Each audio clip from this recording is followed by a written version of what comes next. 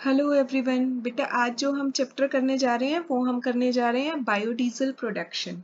Biodiesel production में हम करेंगे कि हम बायोडीजल जो है वो हम कैसे प्रोड्यूस कर सकते हैं फ्रॉम एनिमल सोर्स और प्लांट सोर्स। ठीक है, बायोलॉजिकली आप कैसे उसको प्रोड्यूस कर सकते हो। तो बायोडीजल प्रोडक्शन में आप क्या करने जा रहे हैं कि producing diesel, you will learn about producing diesel using plant source or animal source, using plant source or animal source। Okay, जो बायोडीजल प्रोडक्शन होती है बेटा एनिमल सोर्स या प्लांट सोर्स है, that is very economical process.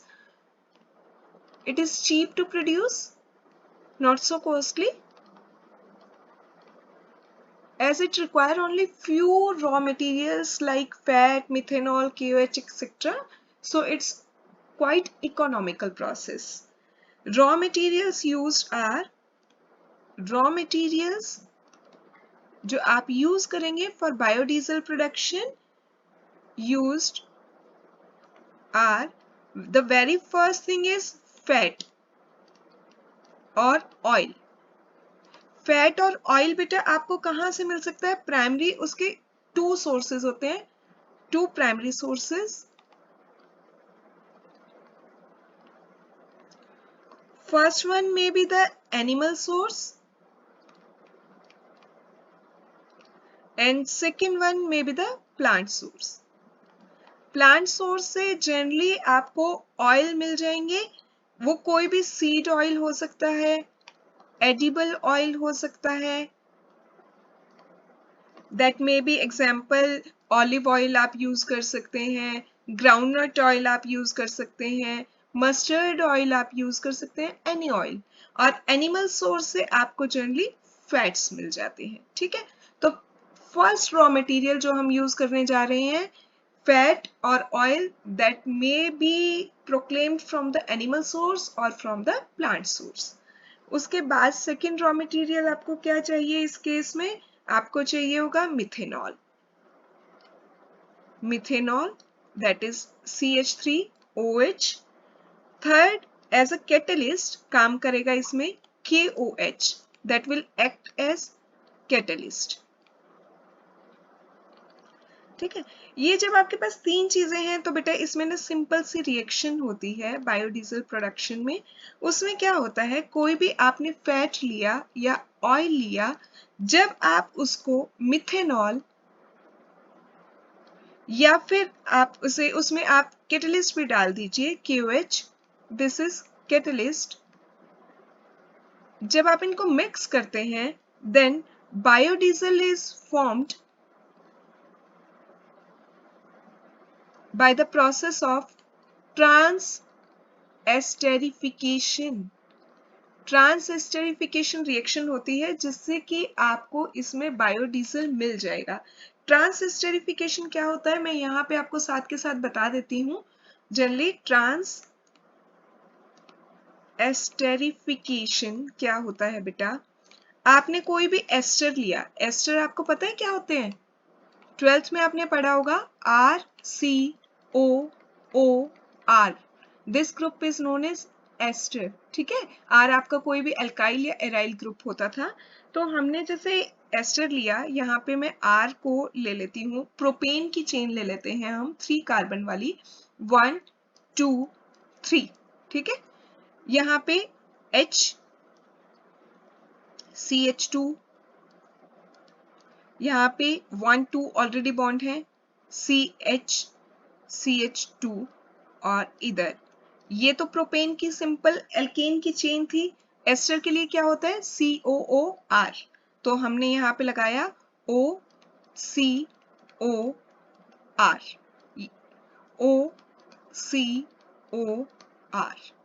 OCOR,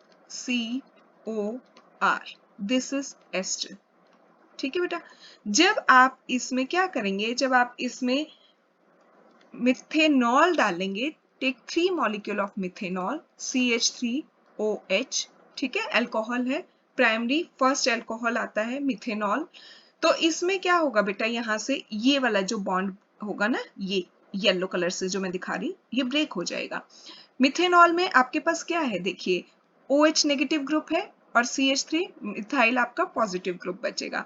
तो यहाँ पे ये जो CH2 है फर्स्ट वाला, CH2 फिर CH फिर CH2, ये यहाँ से बॉन्ड ब्रेक होने के बाद ये 3 कार्बन मैंने लिए, इन सब से एक एक, क्योंकि हमने 3 मिथेनॉल के ग्रुप लिए थे तो एक एक OH जुड़ेगा, 1 2 3। ये क्या बन गया आपका, ये बन गया आपका ग्लिसरॉल। इसके साथ साथ आपको और क्या मिला बेटा, ये RCOO, RCOO। ये जो RCOO है, इससे अब ये जो CH3 बचा है ना मिथेनॉल में, ये आके जुड़ जाएगा। तो ये जो आपकी लॉन्ग चेन होगी of fatty acids, this is diesel, biodiesel. ठीक है, दिस इज बायोडीजल। तो अभी जो हम कह रहे हैं, जो रिएक्शन हो रही है बेटा यहाँ पे, फैट ऑयल को जब आप मिथेनॉल, अभी आपने देखा CH3OH के साथ रिएक्ट कराते हैं, QH इसमें क्या करेगा, कैटलिस्ट का काम करेगा। फैट जो होता है बेटा जनरली वो that comprises of 2 parts. Fat जो है उसमें 2 पार्ट होते हैं, एक होता है आपका ग्लिसरॉल किसी भी फैट के अंदर, और एक होता है long chain of fatty acids, एक होती है आपकी long chain of fatty acids. तो ये कहता है कि फैटी एसिड्स क्या होते हैं, फैटी एसिड्स बेसिकली जो होता है बेटा, that is hydrocarbon chain. Fatty acids are hydrocarbon chain. Hydrogen और कार्बन की चेन स्टडी की है ना आपने, हाइड्रोकार्बन चेन्स होती हैं। और अगर आप, if you are able to separate glycerol from fatty acid in fat, then biodiesel will be produced. हमने कुछ भी करके, हमने क्या करना होता है, फैट और ऑयल के अंदर ये जो ग्लिसरॉल पार्ट होता है और ये जो long chain of fatty acids होती हैं, इन दोनों को हमने सेपरेट करना होता है। जैसे ही आप इन्हें सेपरेट कर पाओगे ना, तो आपको बायोडीजल मिल जाएगा। तो अब आप देखिए रिएक्शन में, ये आपने ग्लिसरॉल यहाँ पे अलग से सेपरेट कर दिया है प्रोडक्ट में यहाँ पे, और फैटी एसिड्स की चेन को अलग कर दिया है, आपको बायोडीजल मिल गया। This is as simple as that. अब इसका फटाफट हम क्या करते हैं, एक ब्लॉक डायग्राम स्टडी कर लेते हैं। आप एग्जाम्पल में अच्छी इंटरप्रिटेशन के लिए ये भी बना के आ सकते हैं। ब्लॉक डायग्राम में आप क्या करेंगे बेटा, पहले आप एक बड़ा चैम्बर दिखाएंगे। इस बड़े चैम्बर को हम क्या बोलेंगे, इस चैम्बर को हम बोलेंगे मिक्सिंग चैम्बर, जिसमें कि क्या होगा, सारे रॉ मटेरियल्स जो हैं आपके वो आप डाल देंगे, and raw materials will be mixed over here. Raw materials will be mixed in mixing chamber. ठीक है, यहाँ पे रॉ मटेरियल मिक्स होंगे। रॉ मटेरियल आप जनरली इसमें क्या क्या डालेंगे, यहाँ पे रॉ मटेरियल जो आप डालेंगे वो आप डालना फैट या ऑयल, कोई भी आपने लिया, फैट या ऑयल। ठीक है, उसमें आपको रिएक्शन कराने के लिए क्या चाहिए था, मिथेनॉल CH3OH, और ये दोनों आपस में कंप्लीटली मिक्स हो जाएं, इसके लिए आप इसमें थोड़ा सा सल्फ्यूरिक एसिड डाल दीजिएगा साथ में। सल्फ्यूरिक एसिड क्या होता है आपका, H2SO4। ठीक है, H2SO4 बेटा यहाँ पे क्या करेगा, that will help in mixing fat with methanol completely, इसलिए हमने H2SO4 डाला। उसके बाद आप इस चैम्बर को अटैच कीजिएगा दूसरे चैम्बर से, जो आपका दूसरा चैम्बर रहेगा, इस चैम्बर को हम बोलेंगे यहाँ पे रिएक्शन चैम्बर। ये आपका रिएक्शन चैम्बर है जहां पे बेसिकली आपकी रिएक्शन होगी। इसमें आपने क्या करना है, रिएक्शन कराने के टाइम पे आपने फैट, ऑयल और मिथेनॉल तो मिक्स कर ही रखा था। अब आप थोड़ा सा और एक्स्ट्रा मिथेनॉल भी डाल सकते हैं, जो यहाँ से मिक्सिंग चैम्बर से जो आपके पास मिक्सचर आएगा उसके अंदर आप थोड़ा सा मिथेनॉल और साथ में कैटलिस्ट, कैटलिस्ट क्या था हमारा, KOH डाल देंगे हम यहाँ पे, ताकि रिएक्शन हमारी प्रोसीड होनी शुरू हो जाए, फास्ट होनी शुरू हो जाए। यहाँ पे आपकी रिएक्शन होगी, उस रिएक्शन को हम क्या बोल रहे थे, अभी मैंने आपको बताया था ट्रांस एस्टेरिफिकेशन, ये वाली रिएक्शन हो जाएगी बेटा यहाँ पे। ये रिएक्शन जब यहाँ पे होगी तो आपका क्या क्या ऑब्टेन हो रहा था, एक तो ग्लिसरॉल मिल रहा था आपको, साथ में आपको क्या मिल रहा था, long chain of fatty acid, जिसको हम कह रहे थे कि बायोडीजल है। तो यहाँ पे हमने एक क्या बनाना पड़ेगा, हमें separation chamber. Separation chamber. Separation chamber में क्या होगा, जो दो बाय प्रोडक्ट बने हैं, एक आपका बना है ग्लिसरॉल, एक आपका बना है यहाँ पे क्या बना है साथ में आपके पास बायोडीजल, वो दोनों सेपरेट हो जाएंगे।